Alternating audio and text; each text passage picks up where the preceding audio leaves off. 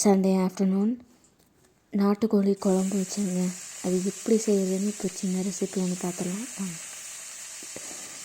பிதுக்கம் பருப்பு இருக்குல்ல, அவரைக்கொட்டை, அதை நல்லா உரித்து வச்சுட்டு எண்ணெயில் சும்மா பட்டை லவங்கு இதெல்லாம் போட்டு அதில் அந்த உரித்து வச்ச அவரைக்கொட்டை, உருளைக்கிழங்கு, இஞ்சி போட்டு பேஸ்ட்டு போட்டு நல்லா வதக்கி கொஞ்சமாக தண்ணி ஊற்றி அதுலேயே கொஞ்சம் நேரம் ஒரு 5 நிமிஷம் வேக வச்சுட்டு அந்த இஞ்சி பூண்டு வாசம் போகிற வரைக்கும்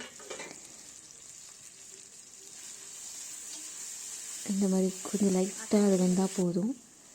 அதுக்கு மேலே நாட்டுக்கோழியை நல்லா வெறும் தக்காளி வெங்காயம் இதெல்லாம் போட்டு நல்லா வேவிச்சு வச்சுருக்கேன்.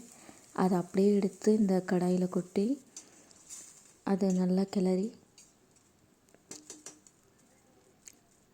நாட்டுக்கோழியை தனியாக வேய்க்கலைன்னா அது வேகாதுங்க, நல்லா ரஃப்பாகவே இருக்கும். அதனால் இந்த மாதிரி வேய்ச்சி எடுத்து கொட்டி அது மேலே மசாலா ஜஸ்ட்டு வெங்காயம் பூண்டு தக்காளி 2 காஞ்ச மிளகாய் வச்சு வதக்கி அதை எடுத்து இதில் சேர்த்து நல்லா கலக்கி விட்டாச்சு. ஒரு சிம்பிளான ரெசிபியாக தான் இருக்கும், ஆனால் டேஸ்ட் நல்லா இருந்ததுங்க, பயங்கரமாக இருந்தது. நாட்டுக்கோழியில் அந்த மொச்சக்கொட்டை போட்டு வச்சது நல்லா டேஸ்ட்டாக இருந்தது. ஸோ அதுக்கு மேலே தனியாத்தூள், கொஞ்சம் மஞ்சத்தூள், சால்ட்டு, அப்புறம் என்கிட்ட கொஞ்சம் கறி மசாலா இருந்தது, எல்லாத்தையும் சேர்த்து நல்லா போட்டு நல்லா கொதிக்க வச்சு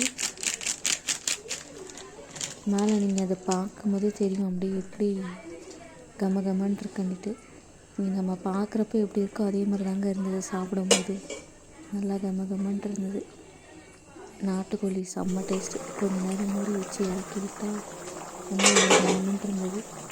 வேணும்னா கொஞ்சமாக தேங்காய் அரைச்சி இதில் சேர்த்துக்கோங்க. பாருங்கள் எப்படி வெந்திருக்குன்ட்டு.